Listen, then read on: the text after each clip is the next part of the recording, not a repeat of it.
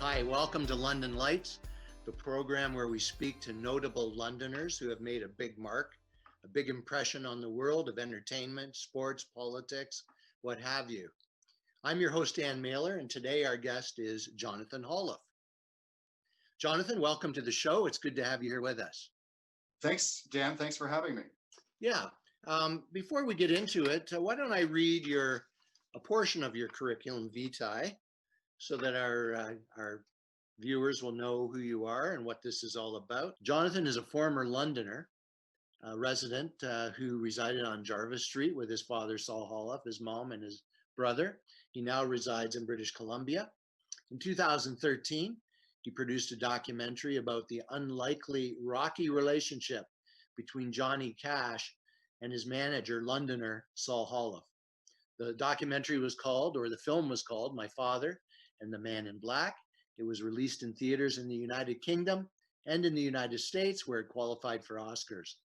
In 2008, Jonathan began work on the documentary about his father and Johnny Cash. And actually, interesting note here that Johnny Cash was engaged to June Carter in London, Ontario at the London Gardens, and Saul was partly instrumental on putting those two together.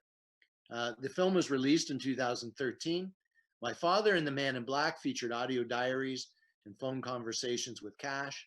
It won 9 film festival competitions, including in Edinburgh and Hamburg.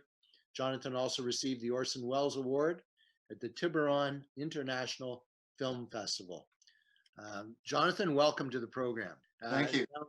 Sounds like quite a documentary. I actually had a chance to view it and really enjoyed the program. But we'll talk about how people can have a look at that later on.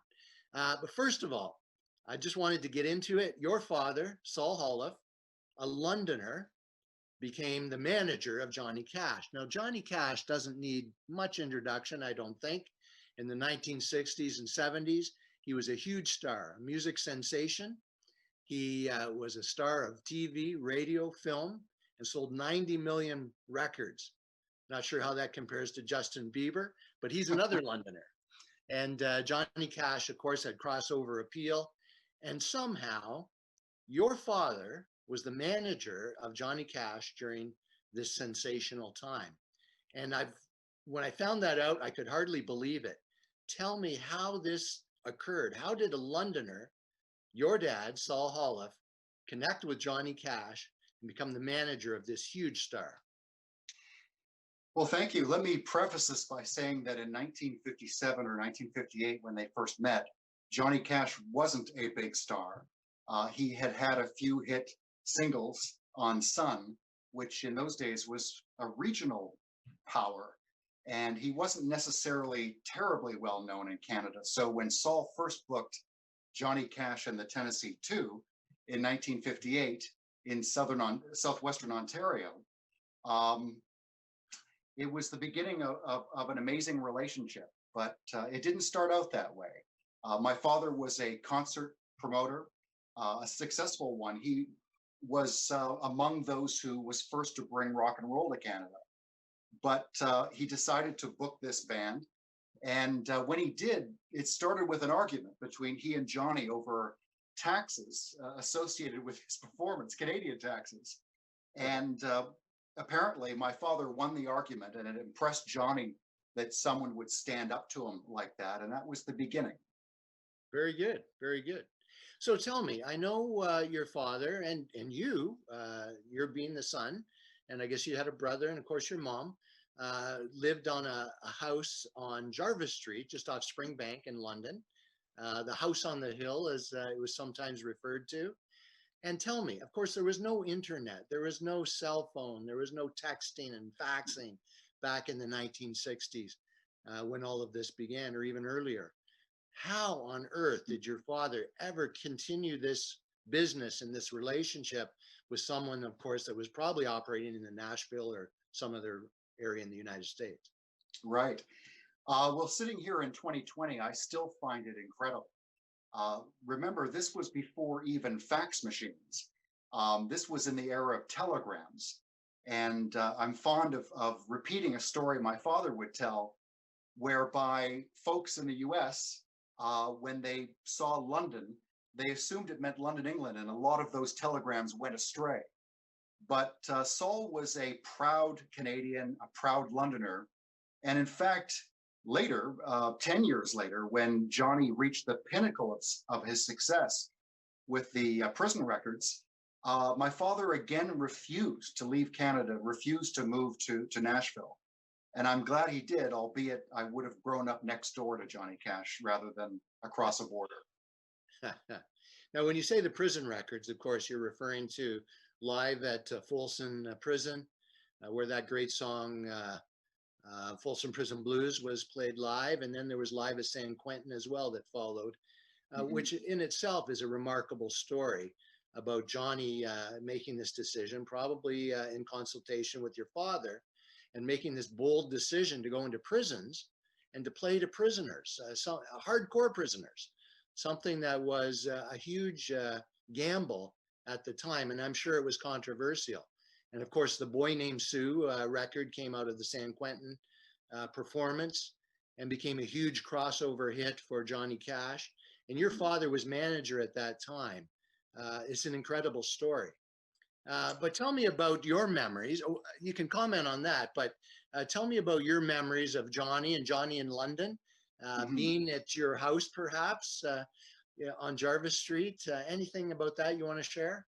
Sure.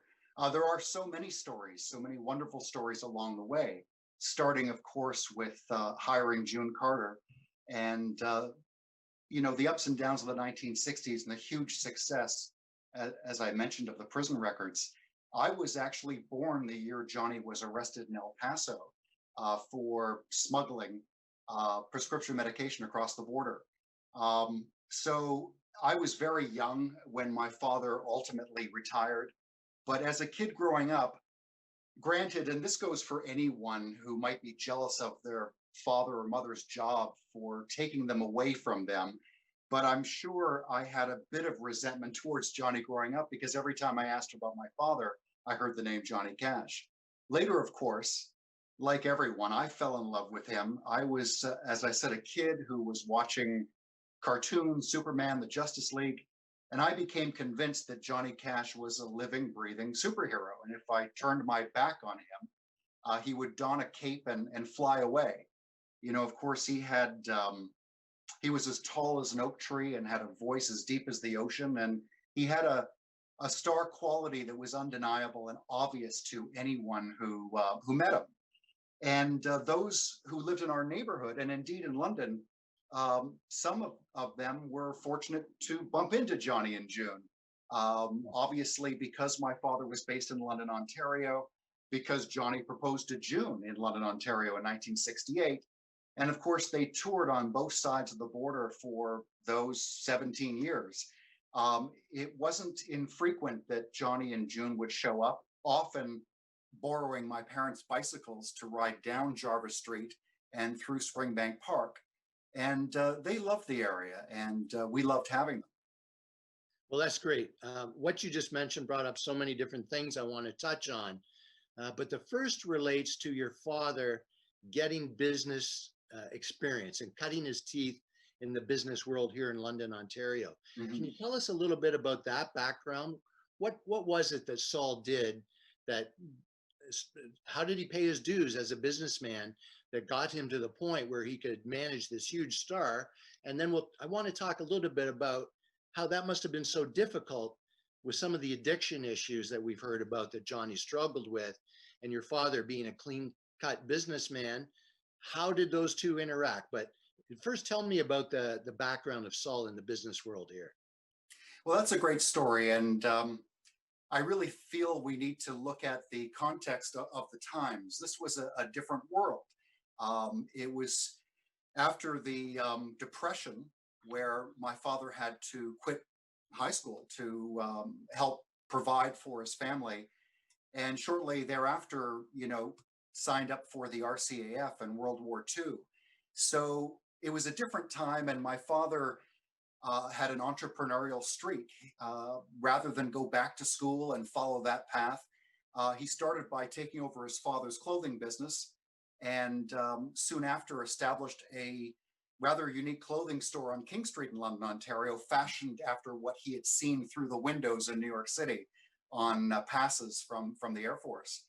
After that, he opened a successful drive-in restaurant in London called Saul's Square Boy. And so I think that being an entrepreneur, having that small business experience was certainly part of it. But it was. Can I stop you there for just one moment? Sure. Because the Saul Square Boy fascinates me. Of course, we know about Wendy's hamburgers fighting with McDonald's and Right. fighting for more of the market share. And of course, Wendy's, they thought they were the first ones to come up with this idea of the square burger, meaning you get 4 extra bites out of your hamburger and maybe get more customers than McDonald's. But they weren't the ones that invented that. Your father came up with Square Saul Boy. It was a hamburger joint on Warncliffe Road South, wasn't it? It was. And of course, drive-in restaurants go together with rock and roll like this. And so he sort of tapped into the zeitgeist at the time and watching what people were playing on the jukebox. And he decided that he could increase business for his drive-in by promoting concerts. And he was successful enough at doing that. And I don't want to suggest he was always successful. Some of his records from those days about rainfall and attendance and things like that were truly fascinating. And it was often the case that he only made about $15 or $17, I think it was, on the Everly Brothers. In any event, he was basically tapping into what was going on, and it started with rock and roll, and then he met Johnny Cash. So your dad was really he could see into the future. He was always on the cutting edge, trying to find that angle that might lead to something bigger, more successful. And I think he maybe saw something in Johnny. As you say, he just had a few little hit records in the South, and he saw that maybe this guy has potential to be huge, and he was right. Yeah, I mean, I don't know if he were sitting here right now, if he would claim to have been that much of a visionary, but he certainly saw the potential. And it was interesting because my father, a lot of people tend to think of managers as the business guy. And certainly he was the business guy, but he was also had a creative bent, which surprised me because I really didn't learn much about his story until after he died. I certainly knew the highlights, but I didn't know the details. So it was fascinating to me to see that he actually encouraged Johnny along the way, who it wasn't a creative partnership. Don't get me wrong. Johnny Cash went to his own, the beat of his own drum.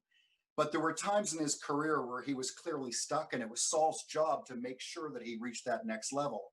And there are a lot of examples of that, but the biggest one that comes to mind is when he had kind of stalled in the mid to late 60s. It was my father who convinced him to switch producers. And the producer that he recommended was the producer who opened the doors to Folsom Prison, who had the clout at Columbia to basically go with Johnny to Folsom Prison and make a record. And of course, that did a lot for Johnny as well. Sure did. Well, we have to take a short break here for a commercial, but we'll have more conversation with Jonathan Holiff in a moment. Please stay with us.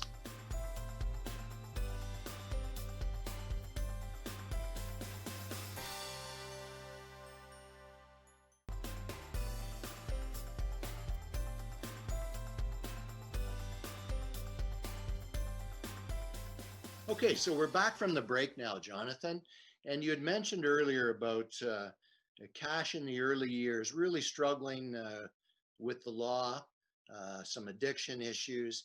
And I just wondered how your father coped with that, because I'm sure at times that was a huge challenge. And I think you did mention that in your film.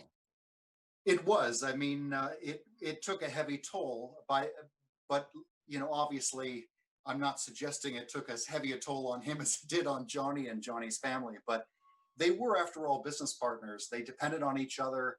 Saul was in charge of Johnny's career. So these setbacks were significant and had a lasting effect, a deep impact on my father. And I'm afraid that it probably spread to my family as well. As I mentioned, I was born the year he was arrested in El Paso. And it was a time when Johnny couldn't get a booking in the United States as a result. Telegrams flooded in canceling any upcoming shows. And so in that particular instance, it was incredibly fortuitous that Johnny Cash had a Canadian manager. Johnny was able to petition the judge in El Paso to release Johnny essentially into his own custody, to allow him to leave the continental United States. And so Saul brought Johnny to Canada and worked him as much as he could in Canada to keep food on the table. But yeah, there was a lot of messes to clean up, a lot of destroyed hotel rooms, a lot of, arrests for drunken and disorderly charges. And certainly, worst of all for Saul and for really everyone involved with the show, the last minute cancellations and no-shows, which generated a lot of lawsuits. Well, it's to your father's credit that he got Cash through all that and kept him on the straight and narrow, of course, with the help of June and others. I wanted to talk to you about the Jarvis Street house for a moment. Mm-hmm. I remember when I was a kid myself, traveling around with my father, who was a milkman for Marquar's Dairy. And we actually delivered milk to your father's house. And my father told me the story about a party that was there at the house the night before my dad delivered milk.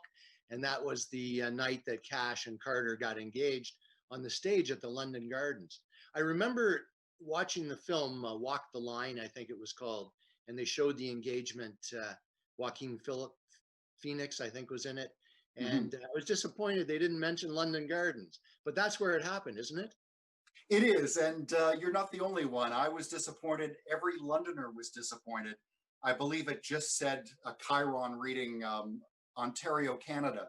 And of course, the venue shown in the film itself looked like the Ryman Auditorium. It was plush. It had these wonderful, orchestra seats and padding and all of the bunting and everything else. When in fact, as you pointed out, Johnny proposed to June at the London Gardens, which of course was a hockey rink, and the seating were, folding metal chairs on a temporary plywood floor over the ice.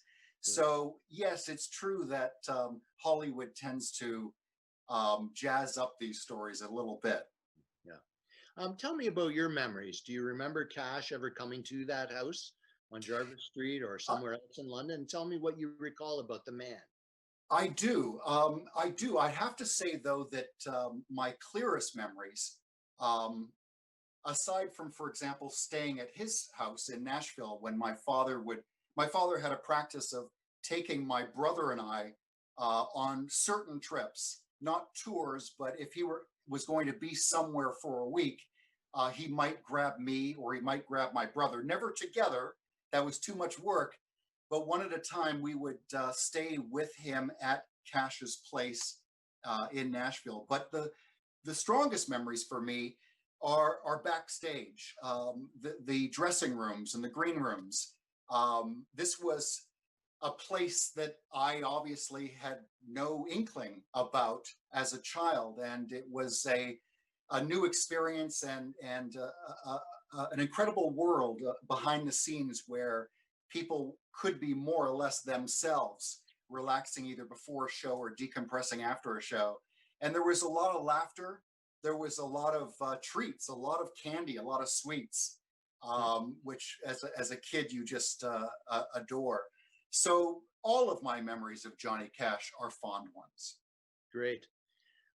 We'll talk about your film in a second here, but I just wanted to mention, I got turned on to a book by Julie Chadwick, The Man Who Carried Cash. And great book. Really good book. And I met her in London, Ontario, downtown, and she was a lovely lady, and I so much enjoyed the book. But tell us about your film. How did that come about? I understand you discovered some archive of letters and photos and other things like that. Tell us about that. Sure. And not wishing to give too much away for those who may want to check it out, but it started with my father's death. My father committed suicide in 2005, and he and I had been estranged really for quite a number of years. Estranged meaning that we saw each other very rarely, and rarer still spoke on the phone. And I won't go into the reasons why, but his death threw me. It was unexpected, and he didn't leave me a note. He didn't leave his boys a note. So there was unfinished business there. That being said, I had no idea that I would be making a film. I was living in Los Angeles. You mentioned earlier that I live in Victoria. I recently moved back from the US to Canada, but at the time I was working in Los Angeles, and I just decided to take a break. I got in my car and drove home. And that's when I accidentally stumbled on my father's storage locker and these boxes of memorabilia. Wow, that's incredible. Now, I understand that the film was seen or shown in London at the Highland Theatre a couple Yeah, of years ago. I saw an article in the London Free Press about that, which really piqued my curiosity. Tell us more about the film. Just briefly, was it shown? It sounds like it was shown around the world, and there was quite a bit of interest in it. Are there other projects you're working on as well? Just give me some insight into that. well, thank you. COVID-19 makes work difficult, as everyone knows. But regarding the film, and I call it a film because it received a release in theaters. It was released in theaters in the UK. It was released in theaters in the United States, where it qualified for the Oscars. And it did very well on the film festival circuit, traveling to many countries. I was very fortunate to go to some of those countries.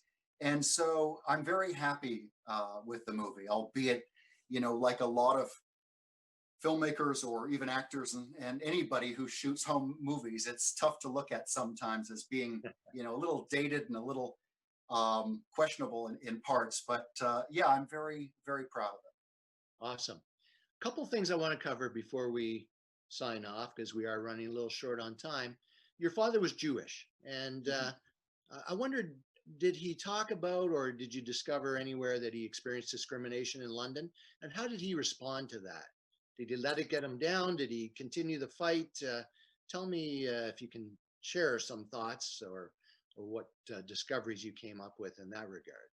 Sure. And that's a big question. So I'll be brief. I'll just say that Saul was Jewish culturally. He wasn't religious in any way.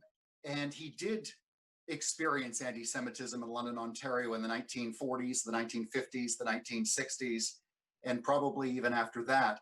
But I wouldn't say any more than any other minority or what have you.